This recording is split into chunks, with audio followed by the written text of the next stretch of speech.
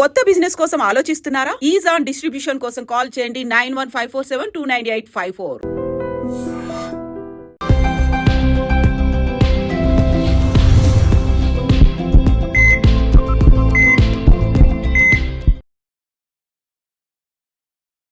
నమస్తే, welcome to healthy conversations with ఐడ్రీ media. నేను మీ ఝాన్సీ.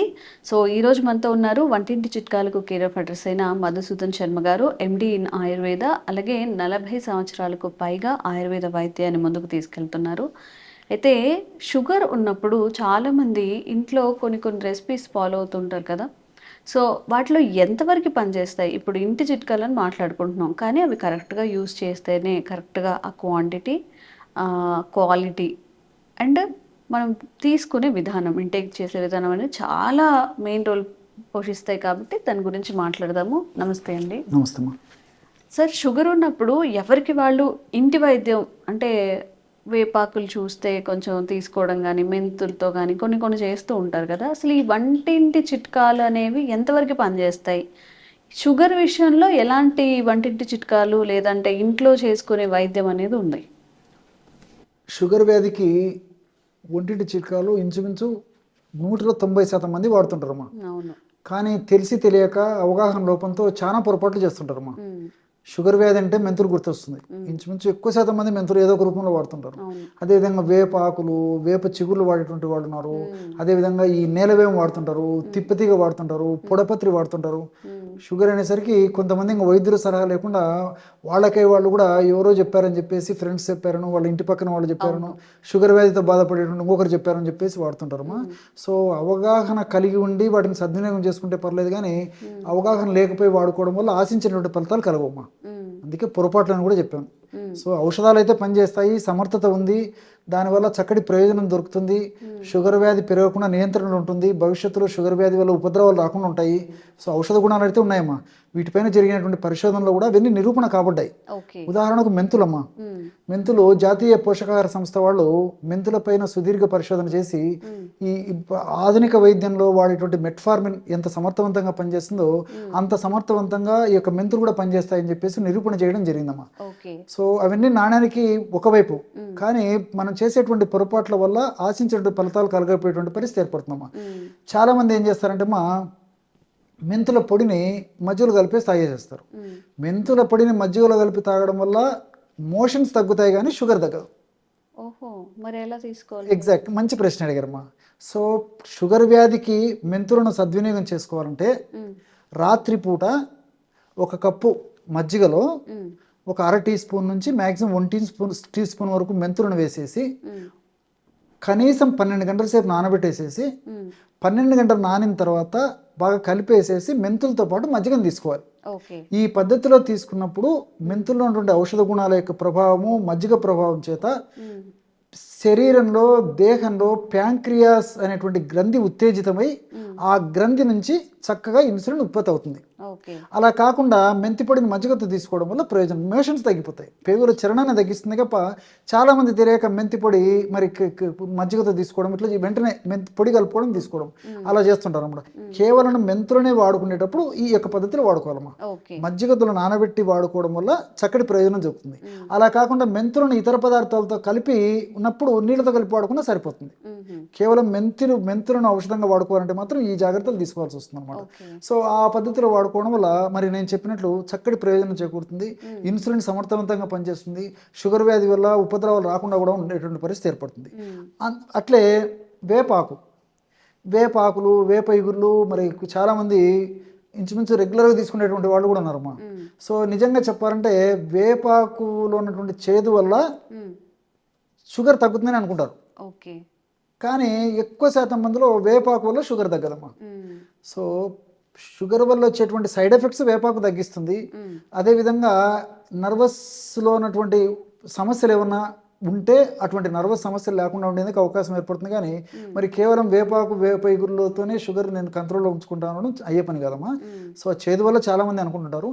దాని బదులు నిజంగా షుగర్ కంట్రోల్లో ఉంచుకోవాలంటే వేపాకును కానీ వేప చెట్టు కానీ ఉపయోగించుకునే విధానం ఎలాగంటే సో వేప బెరడు పొడి కానీ వేపాకు పొడి కానీ ఏదో ఒక రూపంలో మరి మిగతా దంతచున్నాలలో పండు తోముకునే పుల్లలు కానీ అదేవిధంగా ఈ పేస్ట్లలో కూడా మాకు కొద్దిగా యాడ్ చేయొచ్చు అనమాట. పేస్ట్లను కొద్దిగా యాడ్ చేసేసి పళ్ళు తోముకోవడం వల్ల ఇలాంటి వల్ల ప్రయోజనం చేకూరుతుంది. కానీ కేవలం వేప విగుళ్ళు తర్వాత ఈ వేప ఆకు కేవలం అది వాడుకోవడం వల్ల కూడా ఆశించిన స్థాయిలో షుగర్ తగ్గేటువంటి పరిస్థితి ఉండదమ్మా. అయ్యో, చాలా మంది చేస్తూ ఉంటారు కదా, బ్రష్ చేయగానే కొంచెం అలా వేప చిగుళ్ళు తుంచుకొని తినేస్తూ ఉంటారు. అది మంచిగా జరుగుతుంది తప్ప డైరెక్ట్ షుగర్ మీద అయితే చాలా వరకు దాని ఇంపాక్ట్ అంత చెప్పుకోదగ్గ స్థాయిలో ఉండదమ్మా.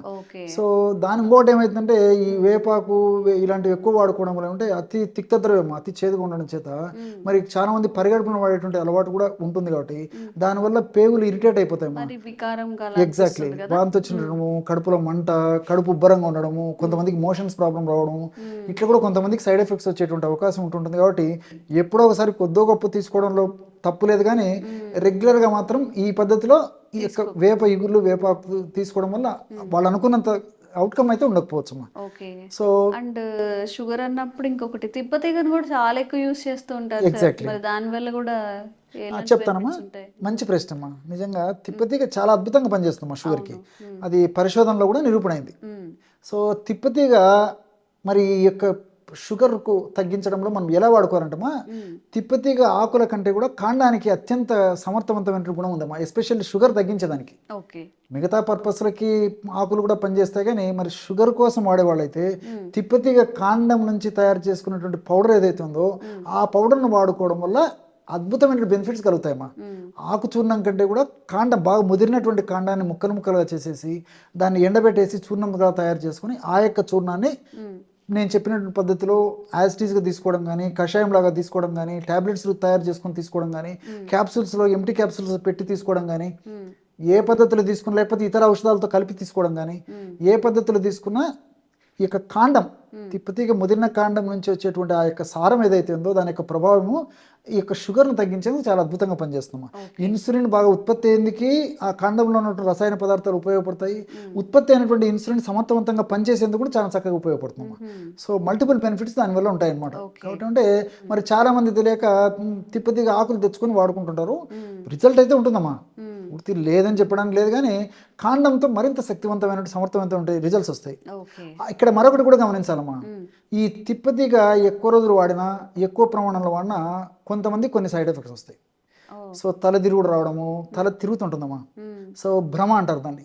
అదేవిధంగా తలనొప్పి రావడము, తర్వాత పొట్ట ఉబ్బరించి ఉండడము, తర్వాత కడుపులో ఒక రకమైన వికారం ఉండడము, తలంతా బరువుగా ఉండడం, ఇట్లా కొంతమంది కూడా వచ్చేటువంటి అవకాశం ఉంటుంది.